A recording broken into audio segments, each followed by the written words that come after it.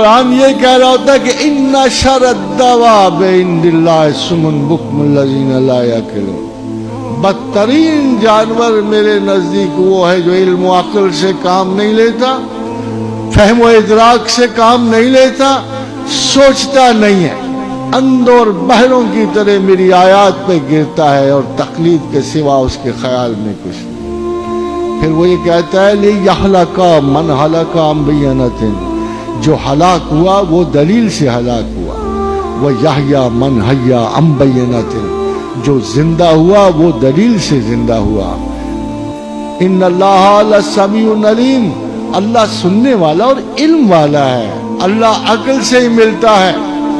ہو سکتا ہے آپ پھر بھی شبہ میں رہو، اس لیے میں آپ کو ایک رسول اکرم صلی اللہ علیہ وسلم کی حدیث مبارکہ ضرور سناؤں گا اور دیکھوں گا کہ یہ خدا کا رسول بھی ہمیں ہر بات بے عقلی اور بے دلیلی سے کرنے کو کہتا ہے۔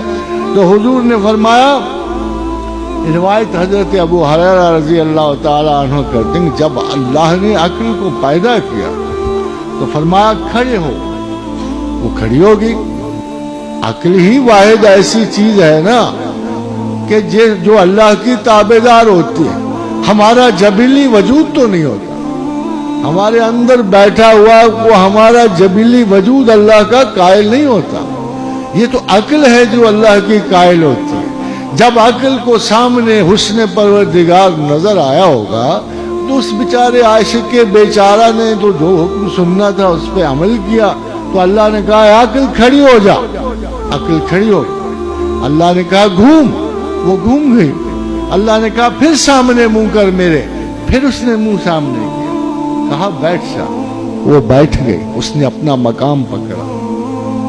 پھر اس نے فرمایا، اللہ نے فرمایا میں نے کوئی مخلوق تجھ سے بہتر، افضل اور خوبصورت پیدا نہیں کی۔ اللہ نے ملاحظہ فرمائی کہ اللہ، اس حدیث سے دو باتیں صاف ظاہر ہوتی ہیں نا، کہ عقل جو ہے وہ مخلوق ہے، عقل مخلوق، سافٹ ویئر ہے، یہی دیا گیا نا سر، سافٹ ویئر، یہ بڑا اسپیشل سافٹ ویئر تھا جی اللہ نے اپنے ہاتھوں سے بنایا، تھوڑا سا ملائکہ کو دیا زیادہ، آرٹیفیشل انٹیلیجنس اس میں نہاں تھی، اس میں اعمال و برکات اور سوچنے کی صلاحیت تھی۔ تو جب بنا بیٹھا اس نے کہا میں نے تجھ سے زیادہ کوئی مخلوق بہتر، افضل اور خوبصورت پیدا نہیں کی، میں تیرے سبب لوں گا، جو وصول کروں گا بندوں سے تیرے سبب وصول کروں گا، تجھے معیار بنا کے وصول کروں گا، میں دیکھوں گا کہ لوگوں نے کتنی عقل استعمال کی اور کتنی نہیں، کتنا عقل سے سوچے ہیں اور کتنا نہیں، اپنے معاملات میں کتنا انہوں نے تجھے استعمال کیا اور کتنا نہیں، میں تیرے سبب لوں گا، تیرے سبب دوں گا، میں جو اپنی عنایات کروں گا، میں جو اپنے فضل و کرم سے افراد کو اور قوموں کو نوازوں گا تو تیری وجہ سے نوازوں گا۔ میں یہ دیکھنا چاہوں گا کہ میں نے جو سب سے نرالی چیز پیدا کی اور حضرت انسان کو بطور امانت دی، میں دیکھوں گا کہ لوگوں نے اسے کیسے استعمال کیا ہے، میں تیرے سبب دوں گا، تیرے تفعیل دوں گا، تیرے تفعیل لوں گا، جیسے لوگوں نے تجھے استعمال کیا میں ویسے ہی دوں گا، تیرے سبب پہچانا جاؤں گا۔ مولانا فرمائیے عبادات کے عوض نہیں، روزوں کے عوض نہیں، اے عقل میں تیری وجہ سے پہچانا جاؤں گا۔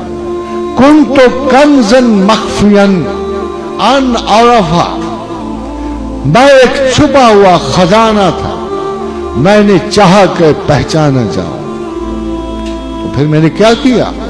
میں نے تعارف پیدا کیا، میں نے مخلوق پیدا کی، تعارف پیدا کیا، شناسائی پیدا کی، اور اس اعلی شناسائی کو میں نے عقل کہا۔ اے عقل میں تجھ سے پہچانا جاؤں گا۔ ایک جاہل کی تعریف میں ایک عالم کی تعریف میں بڑا فرق ہوتا ہے۔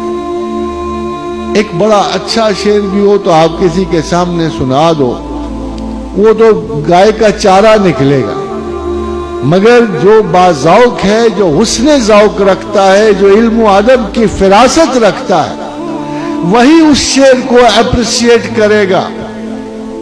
تو خداوند کریم اپنی اپریشیشن جہالت سے نہیں مانگ رہا، وہ کہہ رہا ہے کہ عقل میں تجھ سے پہچانا جاؤں گا، تیرے سبب ناراض ہوں گا جب تو میری ذات، میری کیفیات کو بیان نہ کر سکے گی، تجھ مجھے پہچان نہ سکے گی، جب تو میرے بارے میں شبہ کرے گی، تو میری ذات کو مشکوک کرو گی، تو میں تیری وجہ سے ناراض ہوں گا۔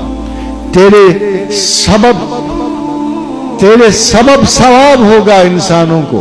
اور یہ یاد رکھنا ہے عقل کہ اگر تو نے اپنا کام نہ کیا تو تیری وجہ سے تجھ پہ عذاب ہوگا، تیری وجہ سے ثواب ہوگا اور تیری وجہ سے عذاب ہوگا۔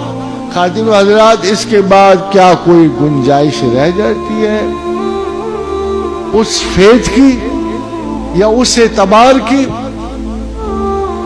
جو سکہ رائج الوقت ہے، وہ بلائنڈ فیتھ جس کے چرچے ہر گھر میں ہیں، یہ عجز عقل جو ہے اللہ کو منظور نہیں ہے۔ اس لیے کوشش کیجئے، اور اگر عقل سیکھنی ہو تو کوئی عقل دور تو نہیں،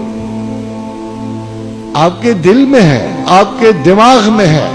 اور سب سے زیادہ علم و عقل کی اگر کوئی معرفت رکھتا ہے تو وہ آپ کے سرکار اور ہمارے رسول صلی اللہ علیہ وآلہ وسلم۔ تو ان سے دوری علم و عقل و اعتدال سے دوری ہے، اور ان کا قرب جو ہے علم و عقل اور اعتدال ہے، اور یہی علم کی معراج ہے۔